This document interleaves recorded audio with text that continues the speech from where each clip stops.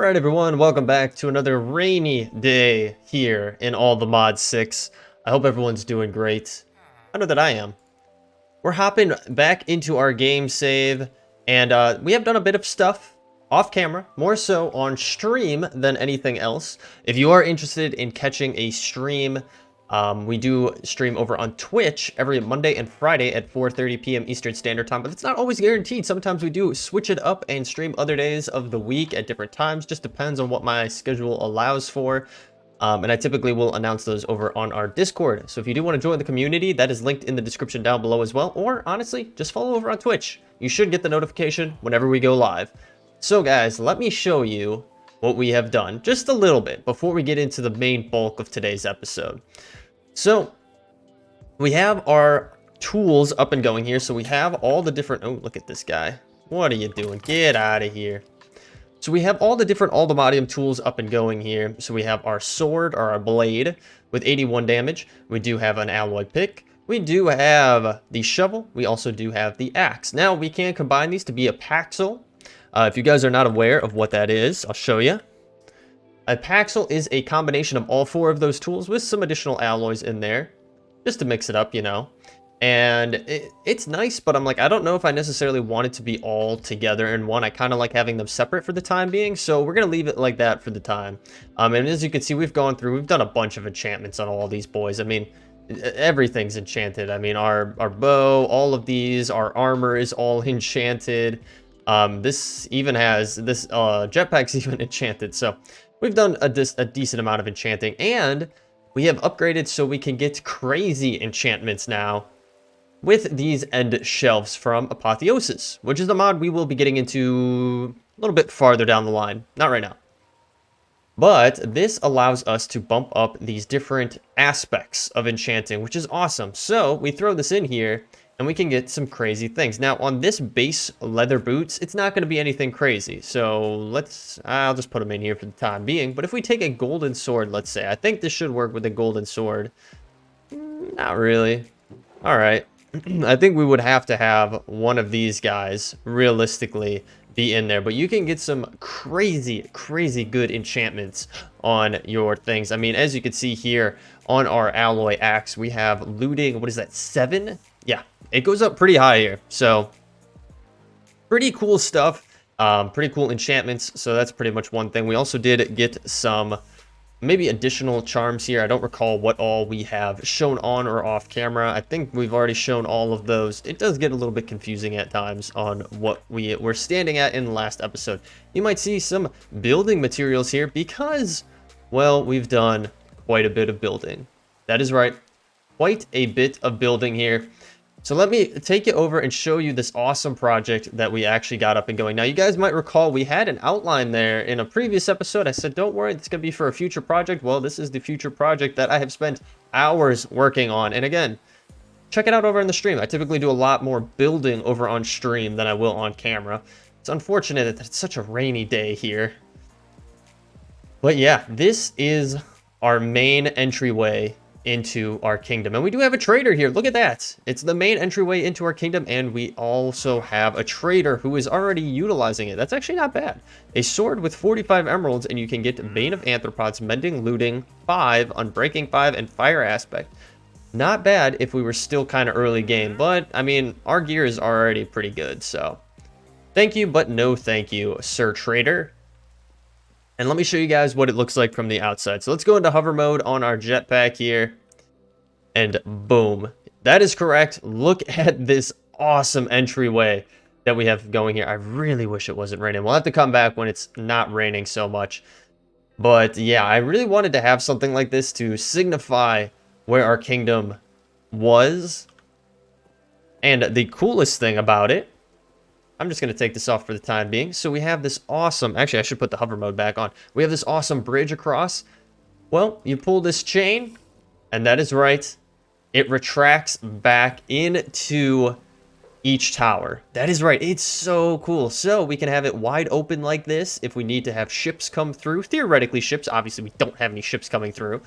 But then we can pull the chain again to reconnect the two parts of the bridge. And that's using the create mod. I can show you guys real quick here what we've set up downstairs. It'll be the same on both sides, so I'll show you one side. So it's a simple piston extension with the sticky mechanical piston, a little bit of a relay that we've used on our moving platform across the water, and then I just have some encased fans because honestly it's one of the more efficient ways to make power, and kind of one of the cheapest ways other than having a running water source and building up that power together. I just like these. They're just straightforward. They don't make sound. They're super easy and convenient. We also have a rotational speed controller here, shifting things as well. So if you guys are more interested in the logistics around that, highly recommend checking out our episode on our moving platform because it is actually very, very useful. All right, we're finally to the point where we can sleep. It is dark enough out. It is nighttime. Let us sleep through the night here. Get that put away. All right. So yeah, and then as you can see, we have some more plans over here as well. We are starting to build out to make this our ultimate kingdom. And actually, I accidentally turned my engine off. There we go. Okay, we'll be able to get a better shot of this now. Yeah. I mean, it's pretty cool. I'm liking it. And yeah, there's a lot more to expand on it. But anywho, that's not the bulk of today's episode. I'm rambling on. It's already been 6 minutes, and I feel like we haven't done anything. So let's jump into what we're actually doing today, which is Botania. We are jumping into Botania because there's a specific item that I want to start working towards, and in order to get there, we need to get into Botania.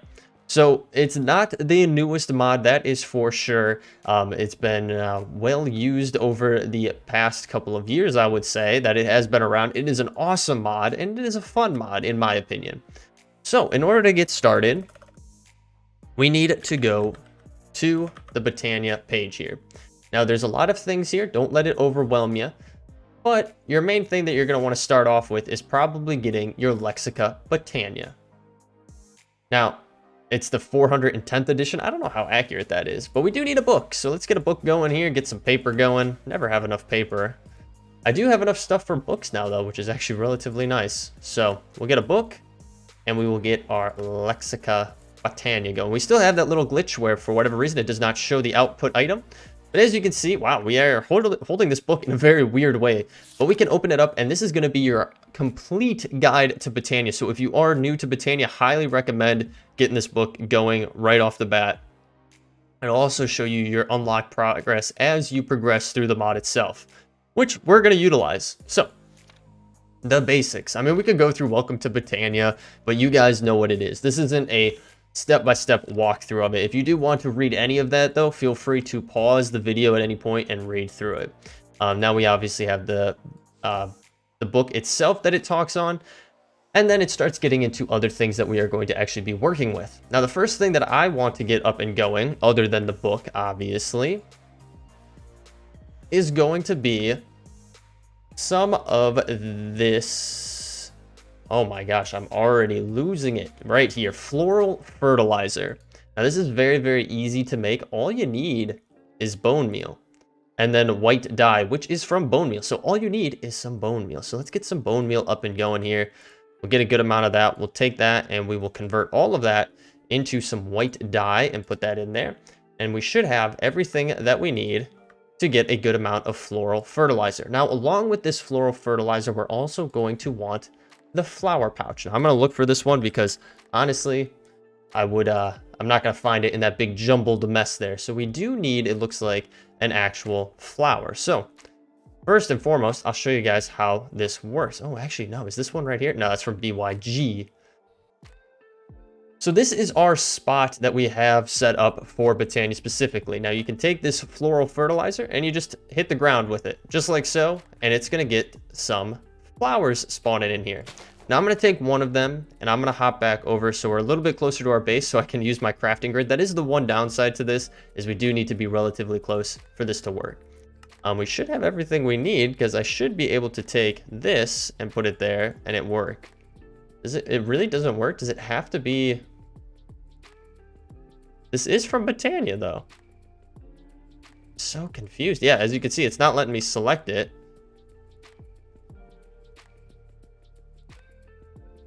What if I changed it to a petal here? Would it let me use it with a petal? Okay, that's very, very strange that it would let me use it with a petal, but not the flower itself. Whatever. There you guys go. So we now have the pouch, but we use this fertilizer to get all these different flowers. Now the pouch makes it extremely useful to keep track of things.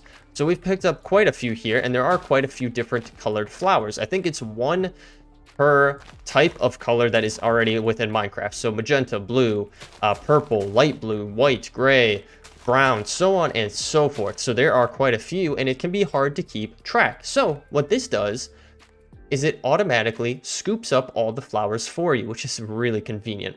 It also shows you how many you have, and it defines all the possible ones that you can get. So there's 16 in total. Yeah, 16 in total.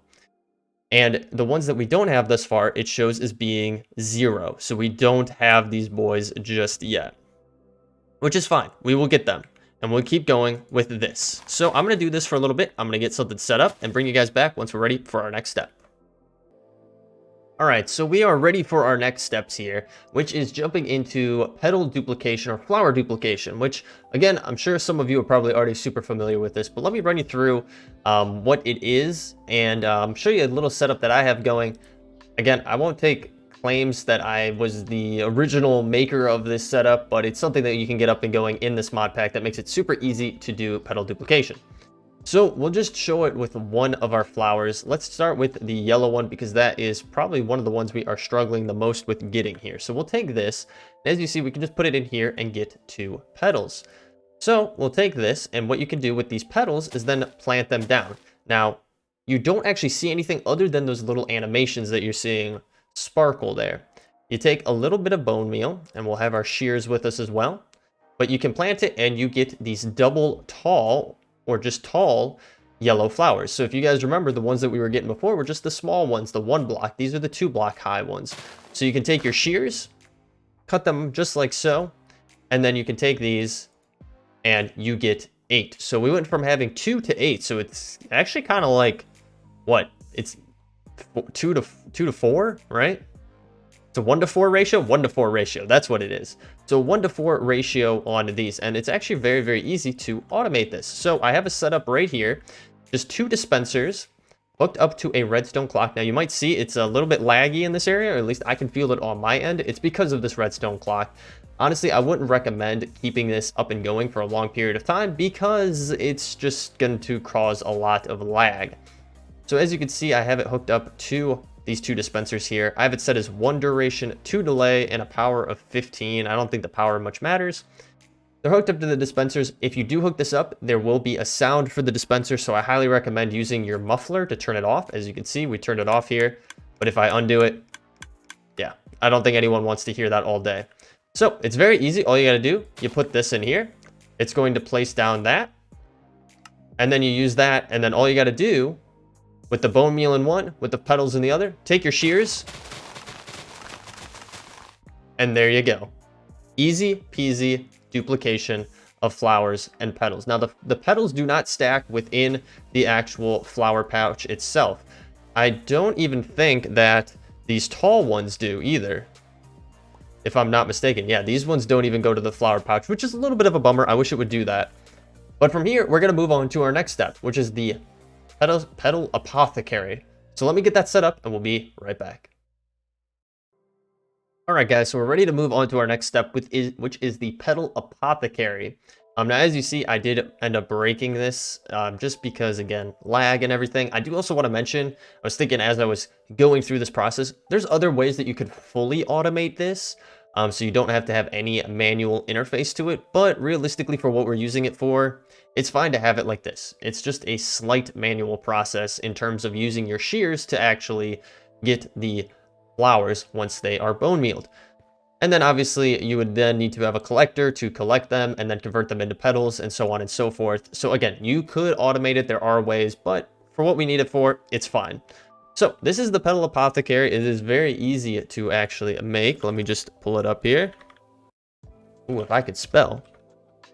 All right, petal apothecary. It is just some cobblestone slabs, some normal cobblestone down here, and then a flower or flower petal of your choosing from Botania. Very, very easy to do. So now that we have it, you are going to need some water. So highly recommend putting it close to a infinite source of water. For us, we have all of this expansive, but you could use like a sink or just a infinite water pool. We'll throw some of this in here. And the next thing we want to get up and going are these pure daisies. This will help us transition into living wood and living rock. So in order to do this, you just need 4 white flowers or white petals. And if you do see here, it's the lower, it's like the 1 block tier of the actual mushroom, the white shimmering mushroom itself. Don't know if it works for the 2nd tier or anything like that. I couldn't tell you offhand. It's just easier to go with the petals and it's a little bit more efficient. So what we'll do here is we will take, did I plant that? I accidentally planted it. And what you will want to have is your magnet off, because otherwise it's going to mess with it. So we will take this. And we'll go 1, 2, 3, 4. And as you can see, it gives us a progression there with a little check mark, but a little plus and some seeds under it. So you do need to have seeds on you, wheat seeds. And all you got to do is throw them in. And bada bing, bada boom, we have a pure daisy. Now, this might seem like a very tedious process, and you would be correct. It is extremely tedious. However, when you put water back in, you can right click with an empty hand to add back the last recipe. So if we go to an empty hand, right click, it automatically adds in those 4 petals as long as they're in our inventory. And then we throw in a seed and we are good to go. So let's get a few of these going here. They should be relatively easy to make. And then from here, the only thing that is going to be kind of complicated is just finding the space to actually set these up. You also have to be kind of thinking of what you're doing here. And there's more efficient ways to do this than what I'm doing right now. This is very, very tedious and I'm not paying full attention to what I'm doing. So let's get 8. Let's just do 8. It'll be easier that way. We'll throw in the last one and we'll get to go. I'll put some water in there and we are set. So we have 8 of these daisies, and really what you're going to want is a good amount of space to work with. And unfortunately, I haven't really planned it in to our setup here for that amount of space. So really, we're probably going to have to go to a different spot to get this going. But I'll show you really quick before we go over there what we're going for. We're going for the living rock, which is just some kind of stone in general. I don't think it can be limestone, marble. Wow, you can use pretty much anything. So maybe it makes more sense to use something that we don't need, that we have a bunch of for it. And then living wood is just any kind of oak log or just log in general.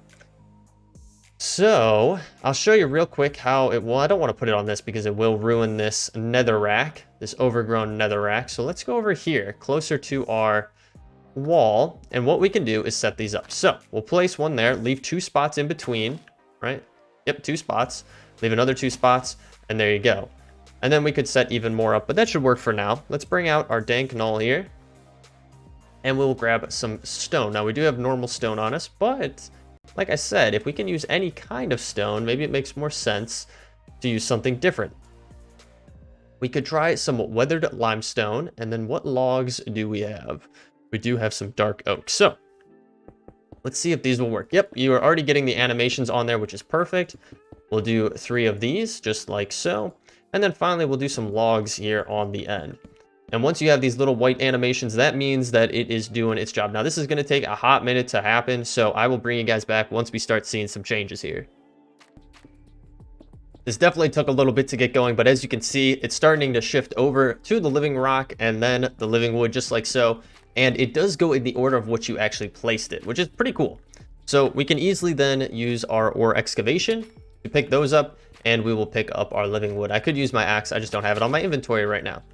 Now you might be wondering why I'm taking damage right there. Well, on our tools, we do have life mending, or at least on our Aldemodium pick we do, because I did not have the indestructibility on it. It is a little bit hard to find some of the shards that you need for it. So life mending is kind of a get around, especially if you have the regen 2 indestructible charm, because basically we can pretty much never die. We're going to regen the health, and any durability that's taken from our pick will be replenished from our health. So our pick takes our pickaxe, I should say. Jeez, if I could talk. Our pickaxe takes some durability hits.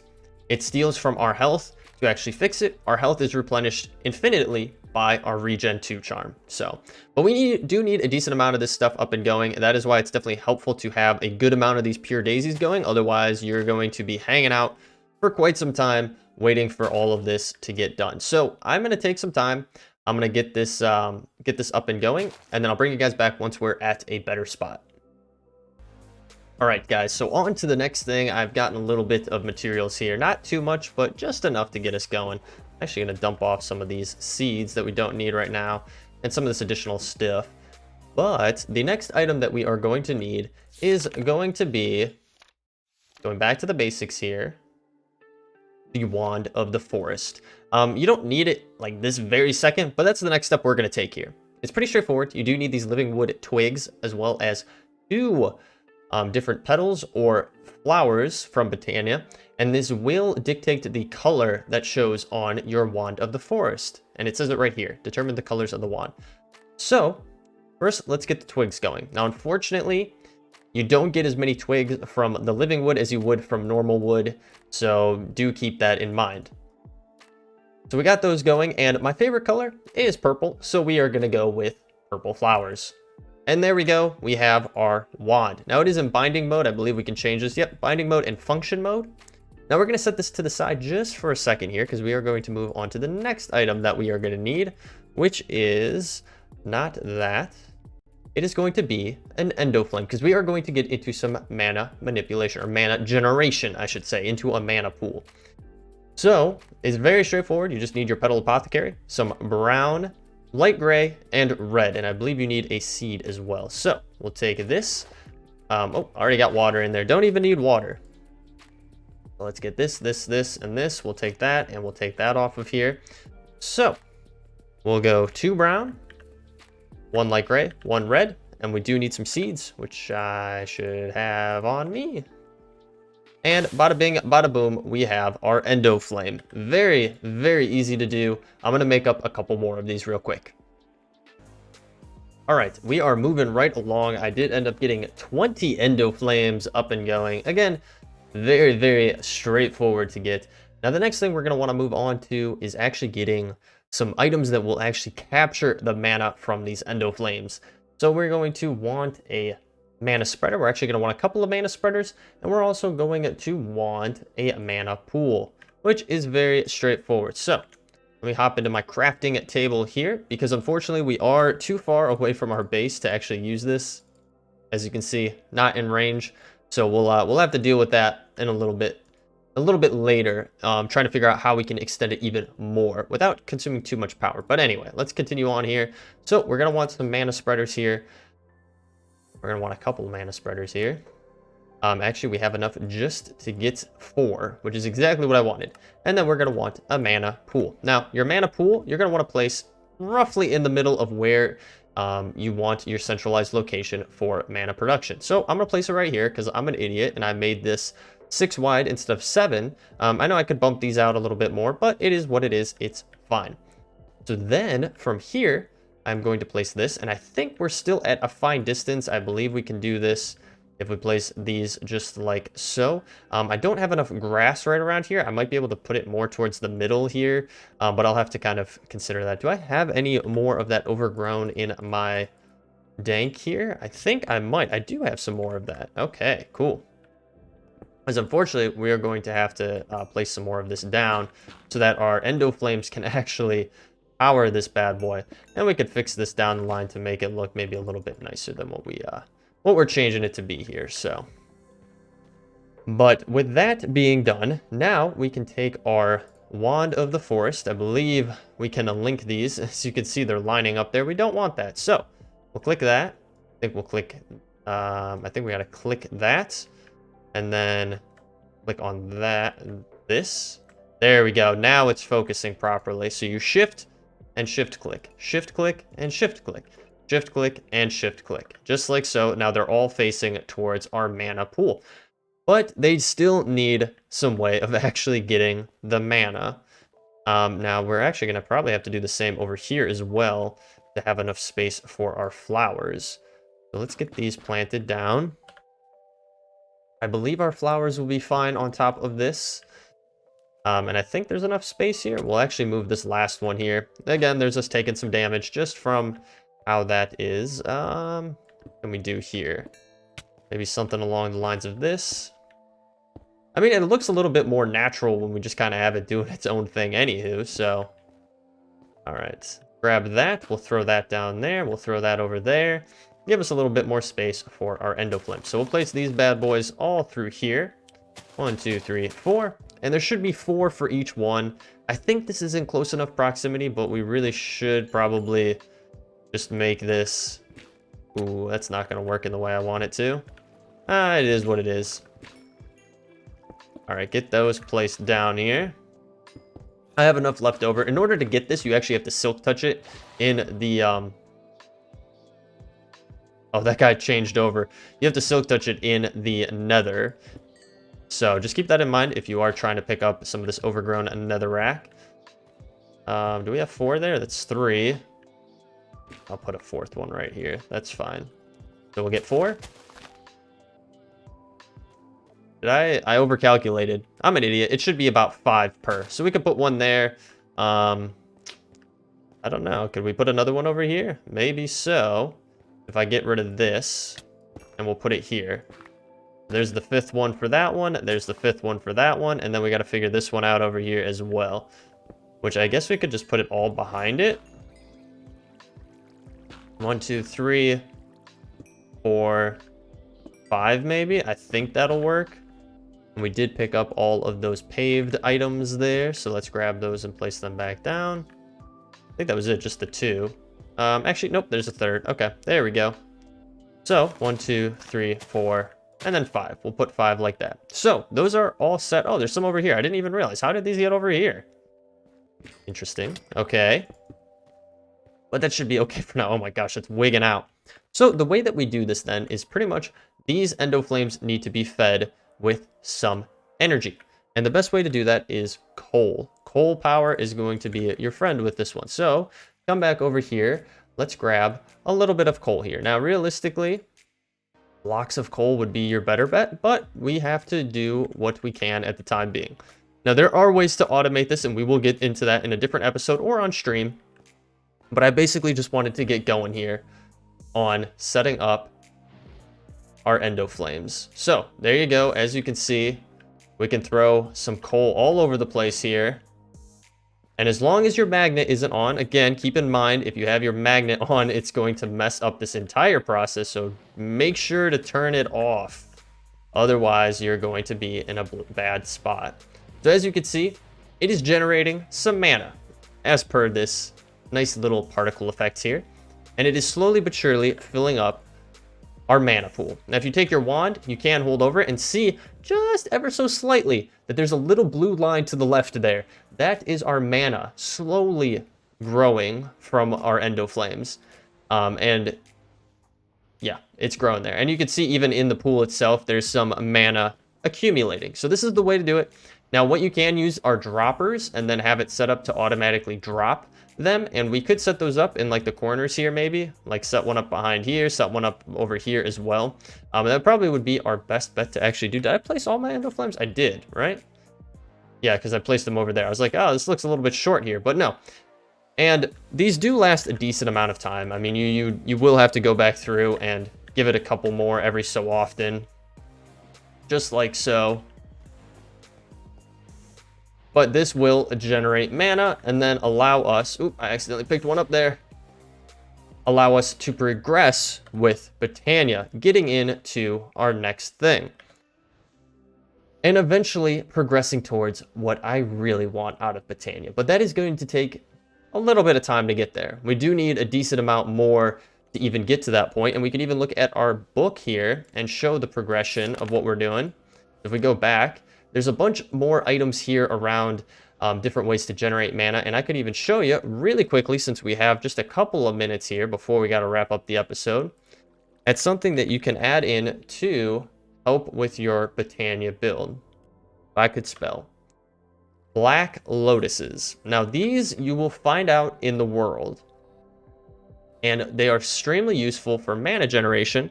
All you got to do is throw it into the mana pool. And as you can see, you probably heard it too, it bumped up our mana. They're awesome to get. You can find them in dungeons and things like that, but it's a great way to produce our mana. And again, like I said, you can start going through the book and start reading a bunch of different things. There's runic altars, which is going to be probably one of the next things that we get into. We do need a mana diamond or a mana pearl to do that. But then the runic altar will then allow us to get into a bunch of different things, mainly being able to craft up runes, which then we can use to progress even further into Botania. But guys, with that being said, we are at our 30-minute mark, so I hope you guys all enjoyed today's episode around Botania. I know it was pretty much just an introductory to it, but I think ultimately we have landed on a really good spot with it. Let's try to get an awesome photo in here of our setup. I think that'll do right there. But once we do come back in the next episode, we're going to dive even deeper and progress even further so we can get to that one specific item I really, really want to have. But guys, thanks for hanging out with me today. I do appreciate it. If you like this episode, feel free to leave a like down below. Better yet, sub to the channel. You get notified every single time I post a new episode here, and we have just surpassed the 1,000 sub mark, so I do want to show my appreciation to all of you who are following along and supporting and joining in the community as well. But other than that, again, thanks for hanging out with me. I appreciate it so very much, and I will catch you all in the next episode. Take it easy.